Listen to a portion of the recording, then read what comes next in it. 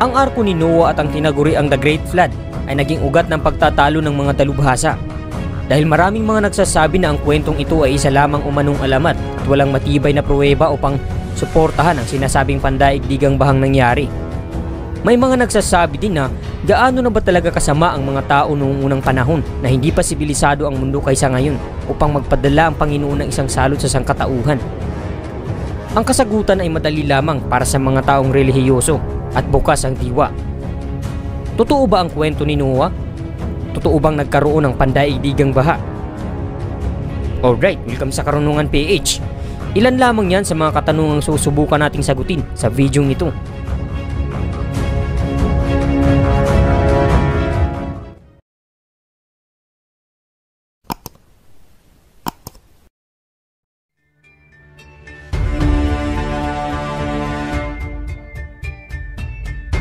Ayon sa salaysay ng Biblia, nakita ng Panginoon ang pagiging masama at makasalanan ng sangkatauhan.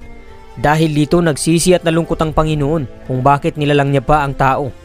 Kaya sinabi niya, nalilipuling ko ang lahat ng tao sa mundo at ang lahat ng nilalang na nilikha ko dahil ako ay nagsisisi. Datapwat sa kabila ng kasamaan at katiwalian ng mga tao, may isang lalaking matuwid at tapat sa kautusan ng Diyos. Siya ay nagngangalang Noah. Siya ay may asawa at 3 anak na sina Shem, Ham at Japheth. Mabait na tao si Noah kaya kinalugdan siya ng Panginoon.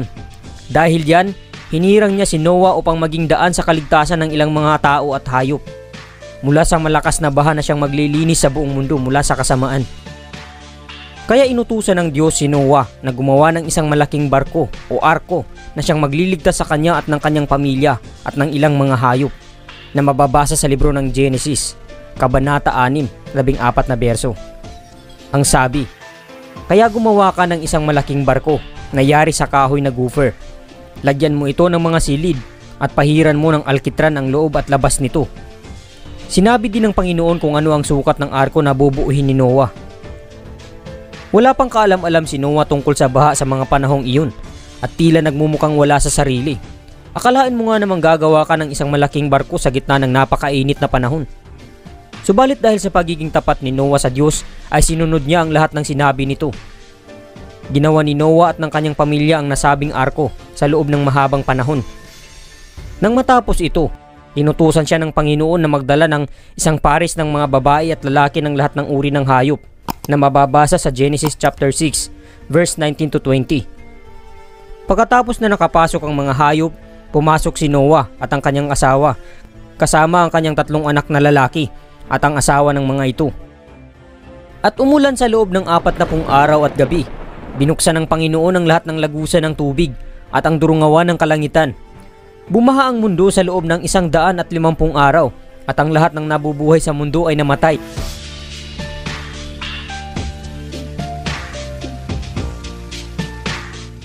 Si Noah ay nasa 600 taon sa panahon ng baha. Nang tumila na ang tubig, ang arko ay lumapag sa bundok Ararat sa ika-10 buwan. Ang mga tuktok ng bundok ay nakita na. Kaya si Noah ay nagpadala ng uwak at isang kalapati upang makita na humupa na ang baha. Ngunit hindi na ito nakabalik. Kaya muling nagpadala si Noah ng isang kalapati at bumalik ito na may bitbit na sariwang dahon ng ulibo sa kanyang tuka. Pagkatapos ng 1 taon, si Noah at ang kanyang pamilya ay lumabas na sa arko at nagtayo sila ng altar at sumamba sa Panginoon sa pamamagitan ng mga inihaw na handog ng mga hayop. At ang Panginoon ay nagalak sa samyo ng mga handog na ito at nangakong hindi na muling wawasakin ang lahat ng mga buhay na nilalang. Nasaksihan ni Noah ang kauna-unahang bahagharing lumitaw mula sa langit na nagsilbing pangako ng Diyos. Bagamat malinaw ang salaysay ng Biblia hinggil sa buhay ni Noah at sa nangyaring baha, marami pa ring nagdududa at hindi naniniwala dito.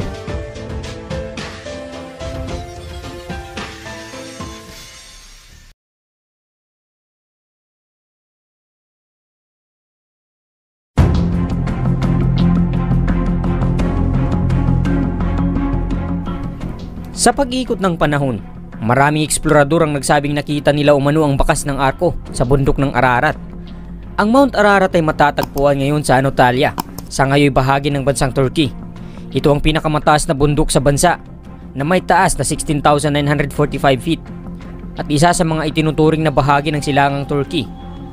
Noong 2007, isang samahang tinawag na Noah's Ark Ministries International ang nagsabing natagpuan umano nila ang arko ni Noah sa tuktok ng Mount Ararat.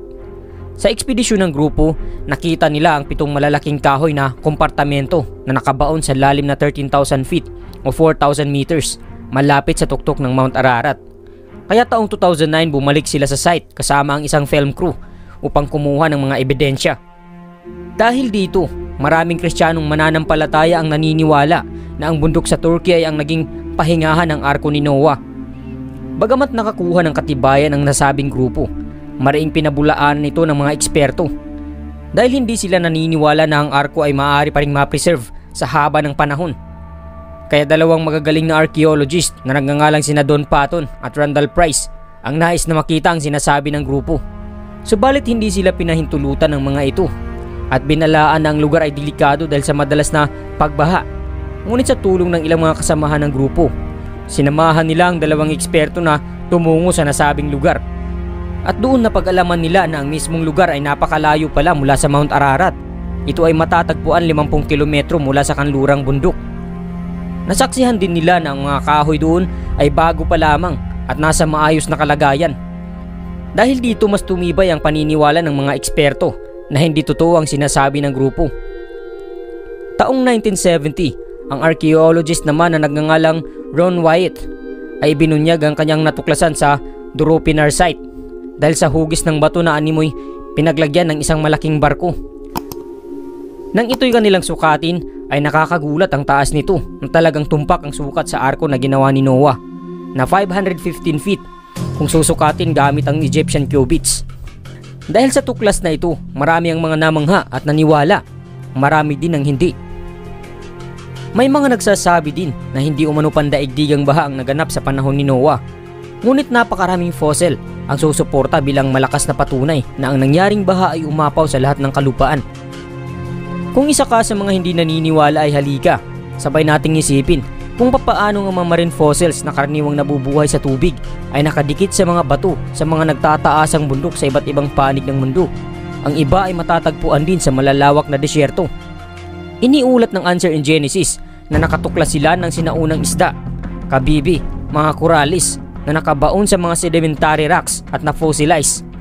Bukod dyan, nakatagpo din sila ng mga ammonite fossils, mga uri ng pusit na may mga nakapulupot na shell sa mga limestone layer sa taas ng Himalayas Mountain sa Nepal, malapit sa tuktok ng Mount Everest. At heto pa, nakakita din sila ng mga marine fossils sa karamihan ng mga layer ng bato na nakalantad sa mga pader ng Grand Canyon sa Arizona sa taas na mahigit 2,950 feet. Ang lahat dito ay nakabaon sa mga nagtataasang bundok at ang subukan nilang alamin ng tandaan nito ay naglalaro sa 4,500 taon na, di hamak na magkapareha sa tagal na nangyaring baha sa Biblia. Ngayon, papaano ang mga nilalang na ito ay matatagpuan sa mga nagtataasang kontinente? Simple lang ang sagot kung naniniwala ka sa salaysay ng Biblia.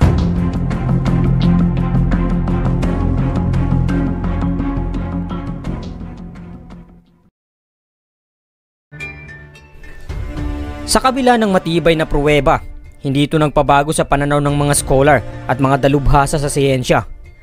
Ayon sa mga modernong scholar ng Biblia, ang kwento ni Noah ay direktang binase o kinopya lamang sa kwentong Babylonia na epiko ni Gilgamesh na mas nauna umanong isulat kaysa sa Biblia.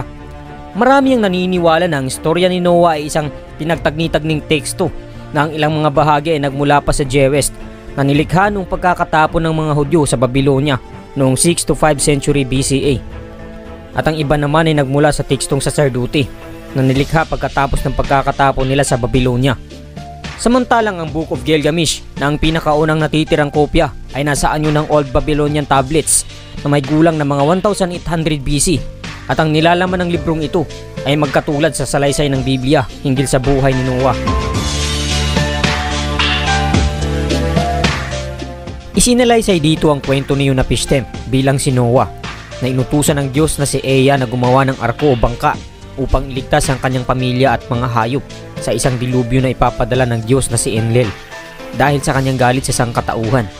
Pagkatapos ng 7 araw ng tumila na ang baha, si Utnapishtim ay nagpalipad ng kalapati at uwak upang tingnan kung humupa na ang tubig. Nang matuyo na ang lupa, ang Arko ni Unapistem ay lumapag sa bundok ng Niser na ngayon ay matatagpuan sa bansang Iraq. Si Unapistem ay naghandog naman ng tupa at naamoy ng mga Diyos ang mabangong samyo nito. Ayon din sa kanila, nakapansin-pansing nagsasalungatan ng ibang mga teksto at mga pangyayari, kagaya na lamang sa kung ilang hayop ang ipapasok sa arko na mababasa sa Genesis 6:19-20. Na inutos ng Diyos kay Noah na magdala ng isang pares ng mga babae at lalaki ng lahat ng uri ng hayop, na sinalungat naman sa Genesis chapter 7 verse 2-3, na ang inutos kay Noah na ipasok sa arko ay 7 pares ng malinis na babae at lalaking hayop at 1 pares ng maruming babae at lalaking hayop. Ganoon din sa pagsisimula ng baha at ang sanhi ng baha. Ayon naman sa mga siyentipiko na sa dami ng species ng mga hayop sa kasalukuyang panahon ay imposibleng maipasok sa arko ang 1 pares ng mga babae at lalaki sa lahat ng uri ng hayop upang magpatuloy na magparami pagkatapos ng baha sa ilang milyong species na gumagalaw sa mundo. Imposible rin daw maipasok ni Noe ang mga hayop na katutubo sa mga lugar na malalayo, kagaya ng kangaroo sa Australia, polar bear sa North Pole at marami pang iba. Gayon din ang mga hayop na sobrang laki, kagaya ng balyena at pating na nakabase lamang sa maalat na tubig, at ang mga woolly mammoth. Ngunit isa lamang ang siguradong kasagutan dito, yun ay sa Panginoon. Walang imposible.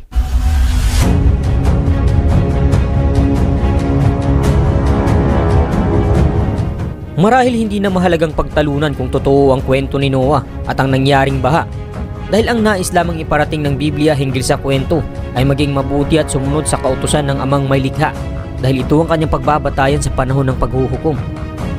Kaya ikaw, ano ang saloobin mo hinggil sa kwento? Kung nagustuhan mo ang video na ito, ay huwag mo namang kalimutang mag-iwan ng like at subscribe, at i-share mo na rin upang mas marami pa ang makakapanood. Laging tandaan na lamang ang taong puno ng karunungan. Hanggang sa muli at maraming salamat sa pagsubaybay.